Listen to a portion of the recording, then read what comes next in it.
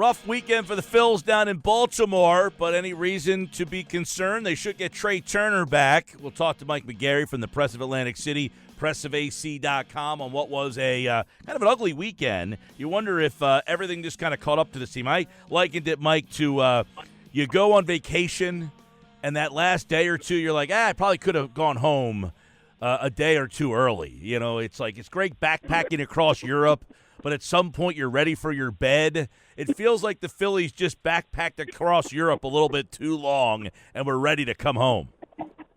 Yeah, well, look at it, Mike. London, Boston, Baltimore road trip is a tough one, and maybe we should have seen this end coming because I think they just kind of ran out of gas on Saturday and Sunday. Now, they don't have, 3-game series with the Padres starting tonight, but I think, if a team needed an off day, the Phillies look like on Saturday and Sunday like they need an off day, but they won't get one till Thursday of this week. Yeah, no, it's still. I said the schedule makers didn't do them a lot of favors, but hey, you got to figure out ways and find ways. They could get some help tonight, Mike, and that's with Trey Turner.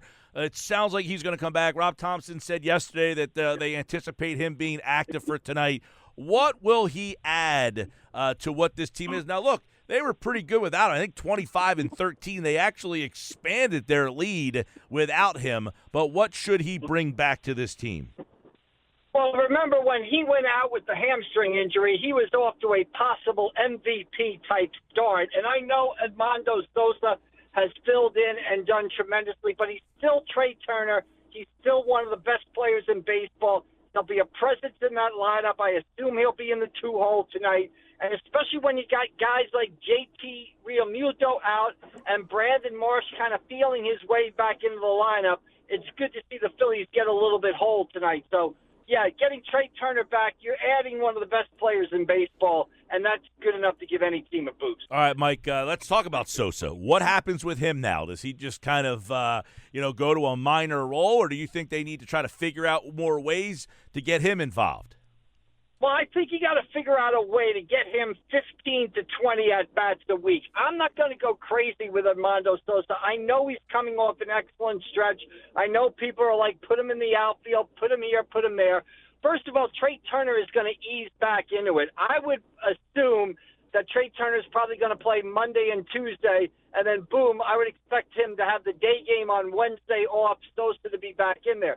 Maybe you can give Bryson Stott a little bit of a rest at second base, but I'm not going to get carried away with Edmundo Sosa. He's had these stretches in his career that have caused people, both with the Phillies and the Cardinals, to say, hey, this guy could be an everyday guy. And then when he makes the transition to being an everyday guy, he doesn't quite, perform up to those standards. So, look, I'm going to look to get him 15 at-bats a week. But I'm not going to go crazy based on what he did, as impressive as it was with Turner out of the lineup. All right, Stott's an interesting guy because he's a pretty popular guy, so he doesn't get criticized all that much. But any worries that Stott isn't performing? Worried a little bit, disappointed in his season so far this year, absolutely. I don't think he's had a good season at all. I expected much more of him coming into the season. As, he started off slow. Then he was okay for a while. The last 2 to 3 weeks, he's been terrible. I'm not going to give up on Bryson Stott. I still think he's got a great future. But am I disappointed with the way he's played so far this season? Absolutely. Mike, obviously Turner up. Someone's got to go. A lot of signs pointing to Rojas. Is he the right guy to get shipped out? Yeah, and it looks like he's going to be the guy. We're going to find that out in the next half hour or so when the Phillies clubhouse opens. Right before the clubhouse opens, they'll probably send out a release activating Turner and telling you who they sent down. All signs pointed to Rojas. We talked about it on Friday. Mike, he's hitting okay, but the defense just isn't there. I know the metrics of the defense isn't there, but my own eyeballs this year, seeing the Phillies play several times, he's not having the defensive year that he had last year when he came up and caught everything. In many ways, he's been kind of shaky out there a little bit in center field. So if the defense is not going to be A+, then you really can't overlook his hitting limitations. And plus, he's the guy with options. He's the guy you can send down without any fear of losing. So he appears to be the odd man out when they make the Turner move official. Mike McGarry, Press of Atlantic City, pressofac.com. Right, and then it looks like you got a Merrifield Dahl platoon in left field and a Marsh Pache platoon in center field. Is that good enough? We'll see. I mean, I think everybody looks at the Phillies outfield and says, hey, we need another right-handed power bat. That's one of the two needs that everybody points to. The other is a reliever, right-handed reliever in the bullpen. But I think, Mike, you got to give on June 17th here, trade deadline's July 31st or August 1st, whatever it is. We got to find out about Merrifield, right? So you got to play him in the platoon with Dahl. Let's see if Merrifield can hit. Let's see what Pache can do, and then let's assess in 2 to 3 weeks exactly what the Phillies need to go get at the trade deadline. But I think, you got to find out if Merrifield is going to fire this season, if he's going to have a year you thought he would have when you signed him in the offseason. And you might as well find out about Pache, too. What can he do being a regular contributor? And send Rojas down, get him consistent at bats there, get him to work on the defense and the hitting. So, yeah, to me, it's almost like this might be, a trial here for Merrifield and Pache to see, exactly what do the Phillies have in them, and are they worth, keeping, or do you have to make a move at the deadline, and how big does that move have to be? Is there a threshold for the Phillies on Castellanos? I think you got to just play him out there. I mean, he's getting $20 million a year.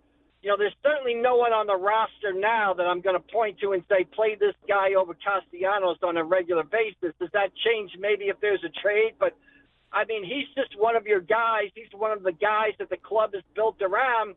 And if he doesn't come out of it or doesn't perform more consistently, you're just not going to be as good. But you've made a bet with Castellanos, and I think in a lot of ways you got to live with the result. Yeah, I mean, hitting him in the 2-hole didn't do him any favors. He was abysmal this weekend. Maybe moving him back down to, in the middle of that lineup. But, man, you wonder if you can maximize your ceiling with him slugging along at 208. Yeah, I mean, obviously you're going to need him to be better than he's been most of the time here in Philadelphia. You really think about it, it was the first half of last season and then 2 weeks in the postseason where he was good. Other than that, he has really struggled here. So he might be coming to the end of the line at some point. But right now, I just think you've got to live with him, put him out there, and hope that he hits the ball like you thought he was going to hit, or like he hit the first half of last season when he was an all-star. Mike McGarry from the Press of Atlantic City, pressofac.com. A look back at the Phillies weekend down in Baltimore. They lose 2 out of 3. They were lucky to get the Friday night one, too. So they steal one out there, but they have lost 4 of 5 as they come home to take on San Diego. They'll play 3 there, and then it's a rematch with Arizona. So 6 straight here in Philadelphia. I saw an interesting story you had over at pressofac.com. It looks like Pleasantville High is going to a rival to fill a job over there. Yeah, Pleasantville High School hired new boys basketball coach Frank Turner. We all remember him from Atlantic City. One of the winningest players in Atlantic City history, was the point guard on the 2005 team that won the first state title that year. 2006, he led them back to the state final. Went on to have a tremendous career at Canisius College up in Buffalo, then played at Europe for 10, 11 years. He's the new head boys basketball coach at Pleasantville. Hopefully he'll bring some stability there to one of the, traditional programs of the Cape Atlantic League. Struggled with a tremendous history of success. And Antoine Dozier, who is probably one of the more underrated players in Pleasantville history, 2001 graduate, 1,900 career points, is the top assistant. So that's got to be exciting news for Pleasantville when you have Frank Turner of AC and Antoine Dozier going over there to take over the basketball program. And hey, Mike, I'll take those two coaches in any 2-on-2 game against any other coaches in the Cape Atlantic League or South Jersey. I'll take Turner and Dozier in a 2-on-2, win the coaches 2-on-2 tournament. Well, hopefully gives a shot in the arm to both Pleasantville and basketball in the area. Mike McGarry from the Press of Atlantic City, pressofac.com. Check out more on that story over there. And, of course, Mike will be back on Wednesday when hopefully the Phillies can turn this thing around and get their bats going again against the Padres. All right, Mike, thanks, buddy. All right, Mike, we'll see you down the road. Thank you. There you go. Mike McGarry from the Press of Atlantic City, pressofac.com.